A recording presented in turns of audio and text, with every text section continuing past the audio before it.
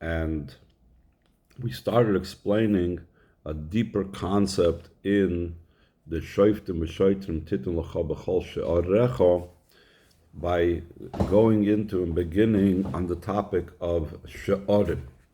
And to be able to explain the deeper concept of She'arim, of the gates, that we're supposed to place judges and officers on your gates.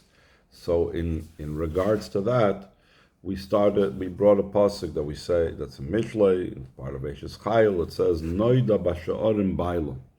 Her husband is known in the gates.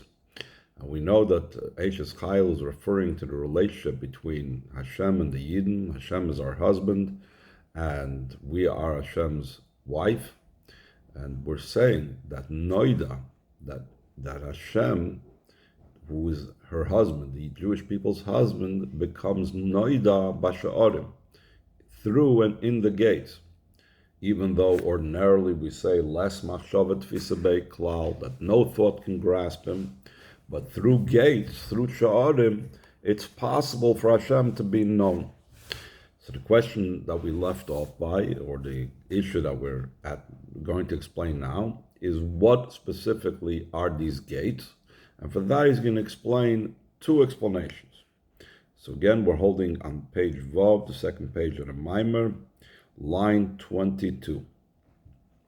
So he says, Sheyesh b'zeh beis pirushim. There are two explanations. What does it mean, the gates that through which Hashem becomes known? Pirush Harishan, the first explanation is She'arim l'shoin kol l'chol chad v'chad l'fum shiur delay. She'arim is from the expression that's used in Chassidus, it's used in other places, that every single person, it's a Zoyar, that every single person according to their measure. Meaning that Hashem is not revealed in the same way to one person as another person, because every person has a distinct and unique avodah in the service of Hashem. It's not the same, the avodah of one person to his fellow. Though all the neshamas match up and correspond to each other, and we are all like one, so therefore, why do we make a distinction? Makal makim, still in all, hare klolis neshamas Yisrael nechlokes l'shishim riba neshamas pratis. The general Klal Yisrael is divided into 600,000 individual neshamas, but that's not the sum total of all the neshamas. These 600,000 are klolis neshamas, shehem shiroshin, that they are the roots for all the other neshamas. V'chol shoyrish mischalek le'shishim ribun etzotzes v'cholo, and every one of these 600,000 root neshamas, in turn, each one of them has 600,000 sparks. So that means it's 600,000 times 600,000 neshamas. So these are, even though we are all as one, still in all, we each have our own way of connecting and joining and revealing our connection with Hashem. Therefore, Einu Doima. Seder Avodah Shalach L'Chaveri, top of page Zayin.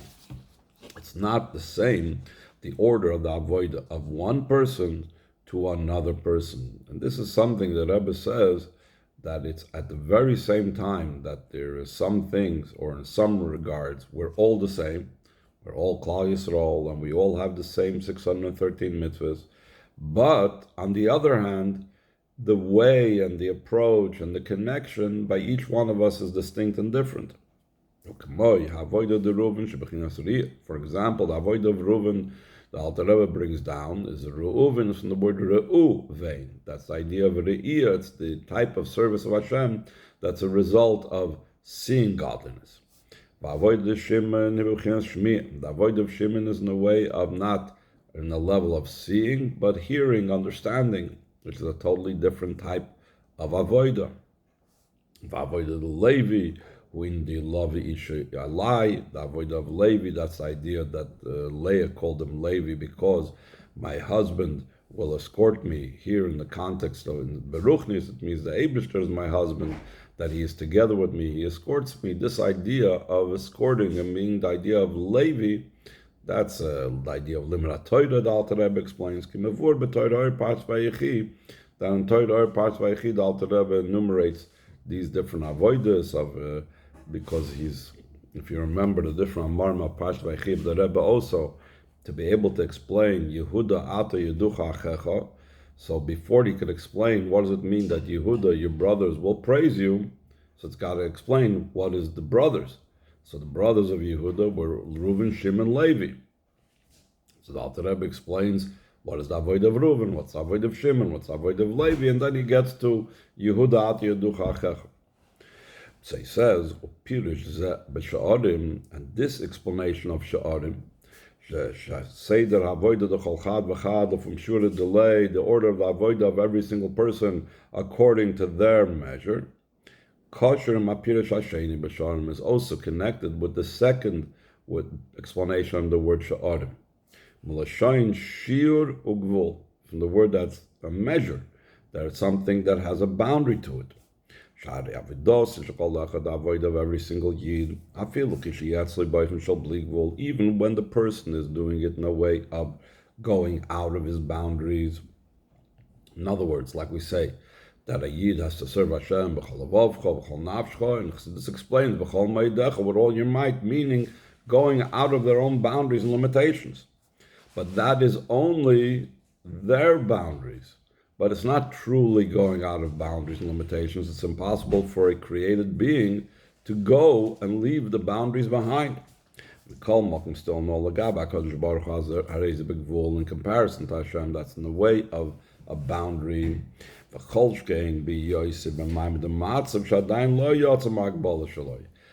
all if the person is truly doing the avodah b'chol meidecha. Not always the person do the avodah b'chol meidecha. Like in the parsha, the second parsha Krishma, it doesn't say b'chol meidecha. He could be serving Hashem only b'chol avavchem, b'chol nafshem, without going out of his boundaries. So if he's not going out of his boundaries, so for sure the sha'arim applies to him. Not just that for Hashem it's considered, his avodah is considered mugbal and ashir, but the sha'arim is even the person himself is in the way of a shar, in the way of a blibul. I'm sorry, in the way of limitation. But the pasuk is telling us, even when a person is doing it in a way of avodah that's mugbal, again, either it's mugbal in comparison to Hashem, or it's limited even within himself, he still didn't go out of his boundaries. Still in all, the kuchabrichu is yada l'chol chad v'chad, from sure delay, that Hashem becomes known to every single person according to their own measure, despite that. So that is the idea of shoftim v'shotim titin l'cha b'chol she'arecha, that Hashem comes down into our limited sense. That's how he becomes known to us in our avodah that makes each one of us distinct and in our limited avodah. But how do we ensure that? How do we make sure that we get to that level? So for that, you need to have the shoftim v'shotrim. So he says, Omnam, kedei sheyi anoida b'sharim b'ayla. So there should be able to be a state where her husband will be known in the gates. How do we get to that state where he enters our gates, that he becomes known through our gates, through our limitations, and through our distinct measures of our avodah? There has to be the preface and introduction of avodah. First, you need to have the judges and you need to have the officers in all your gates. The idea behind this is of the judges and the officers that we need to have. There are 4 gates in the soul.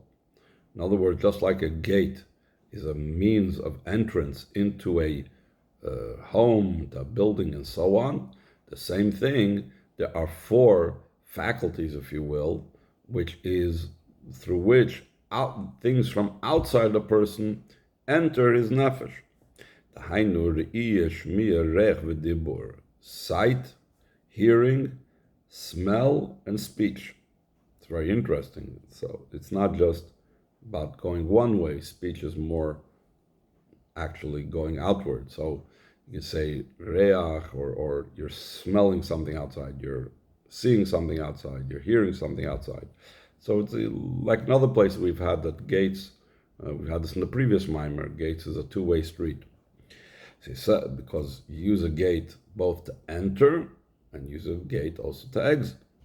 So he says, what's the avoid of the level of vision?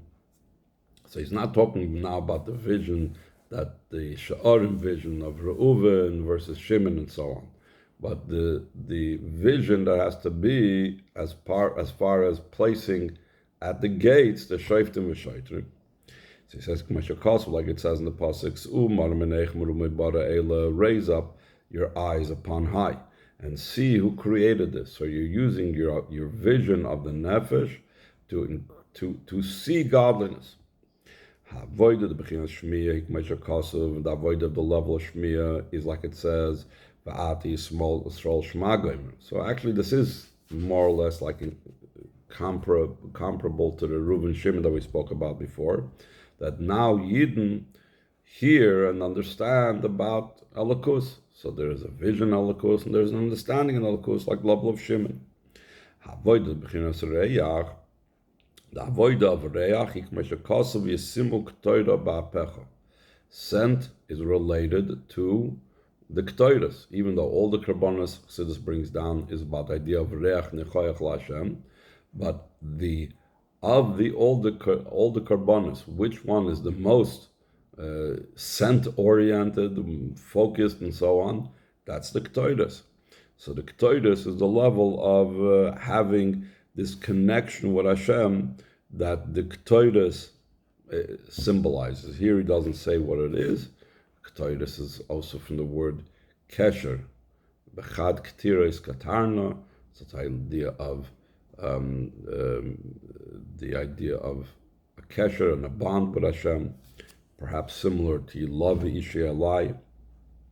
Va'avoida b'chinas hadibur u'inat tefillah. Line 24. The avoid of the level of speech. That's the idea of davening. Which also, like it says, apam oide goymer v'tamid meledes. So now I will thank. The thanks of Hashem is in the avoida of davening. So he says, so still we're saying that even though there's 4 gates in the nefesh, and this is how and what way the gates need to be used when it comes to the nefesh, but there's someone that has to be placed at the gates to ensure that they're used in these ways, but not in a different way. So he says, first of all, he needs to make a boundary when it comes to the idea of vision. Again, this is not so much spoken about in Chassidus. Even the Rebbe is going to say that it's only like in a small place it's spoken about. There's a pasuk, it says one has to close their eyes from seeing bad. So in other words, they need to limit what they see and what they look at. Like it's explained at length in ethical works like Reishis Chochmah. He means the early Sifrei Musar and early of the Rishonim and so on. It's also brought down in short in the Kuntas Avodah of the Rebbe Rashab about the effect that vision and seeing inappropriate things can have on a person. And the Rebbe says, what does he say over there? Even when the way the person is looking is in a way of being indifferent. They're not excited. In other words, a person could say to themselves that I'm looking at something, but it's not like this. What I'm looking at is like really impacting me and touching me, and I'm getting very emotional and passionate and inflamed about it. No. And he goes on, top of page Ches, and at the time he doesn't feel within himself any excitement whatsoever. He looked at it, went further, didn't touch him. So one would think, what's so terrible?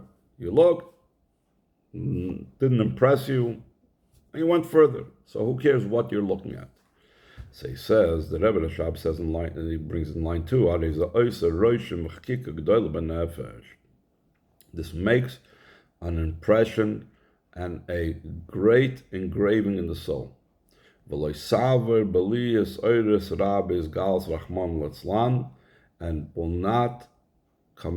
will not pass by a situation where bad will become, because of that, eventually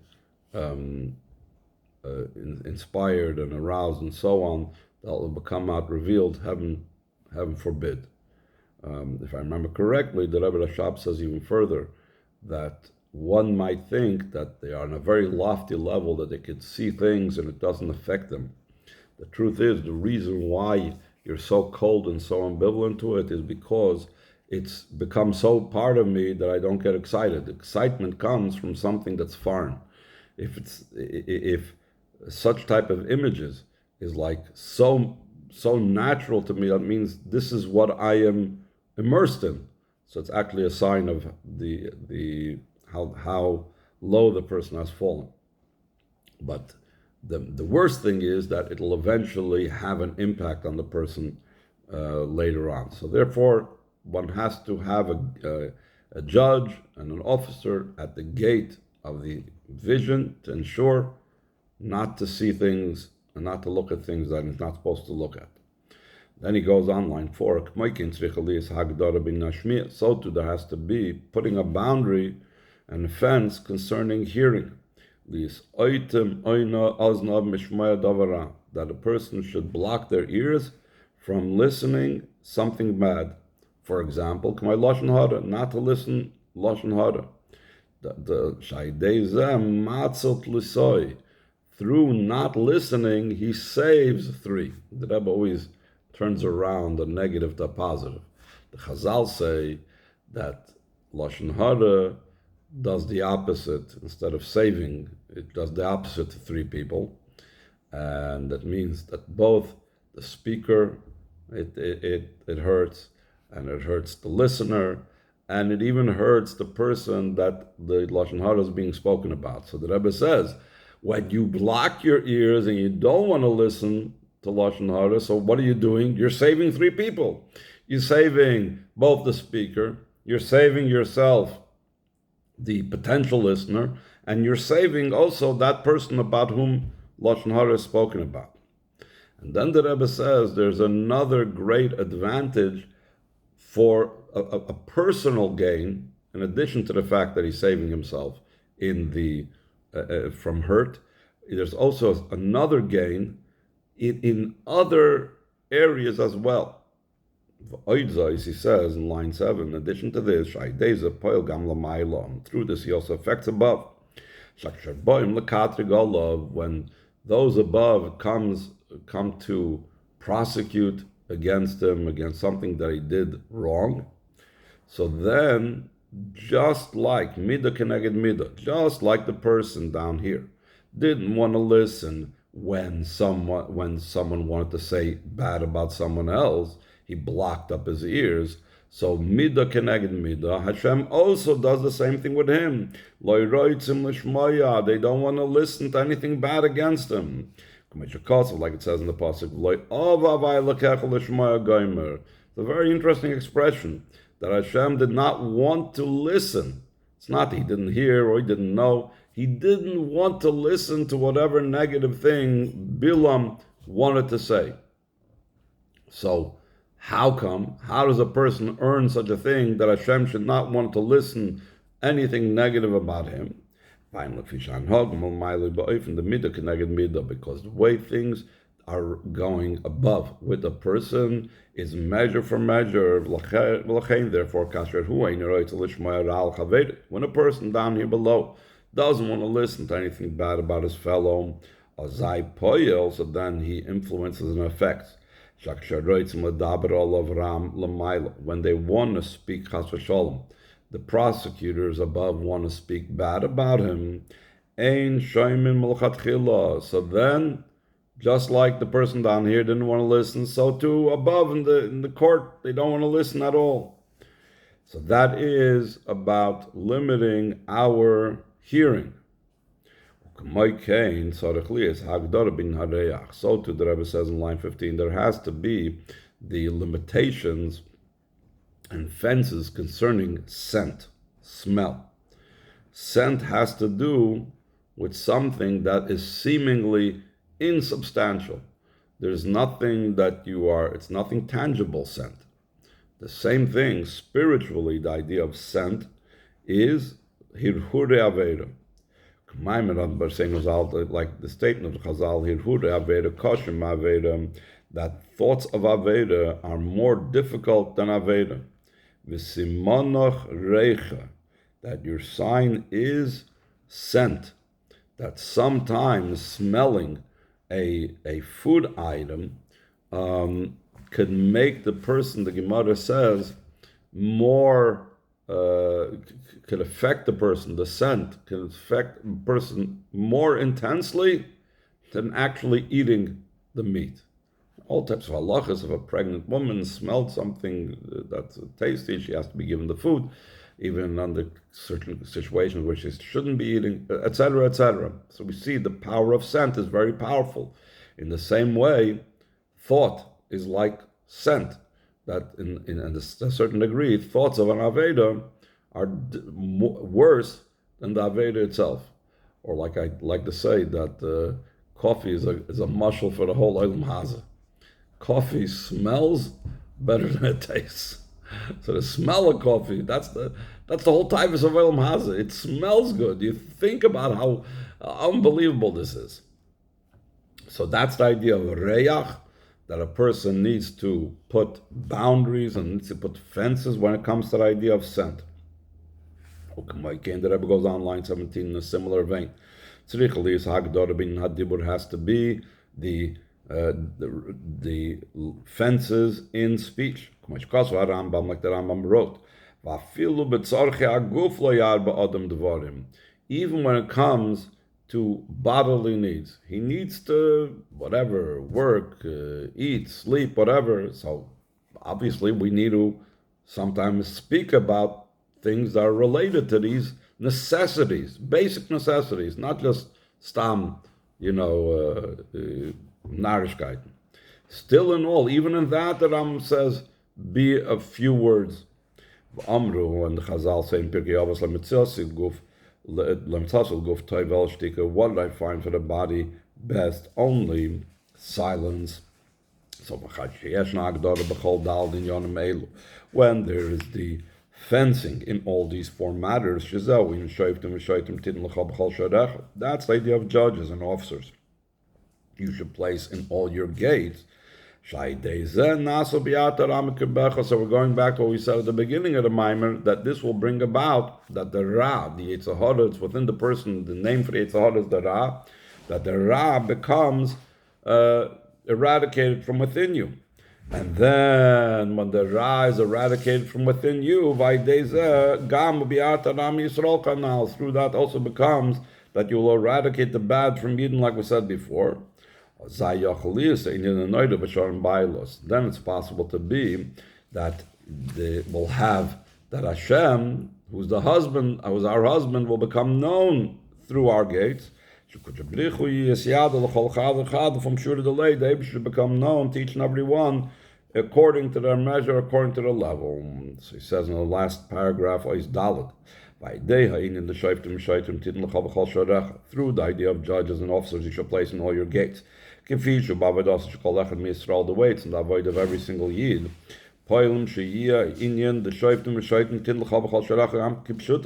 We affect that it should be also the matter of judges and officers you will place for you in all your gates in the simple sense, in the literal sense. We will have judges, Sanhedrin, and so on, Eretz Yisrael, like it says in the Pasuk.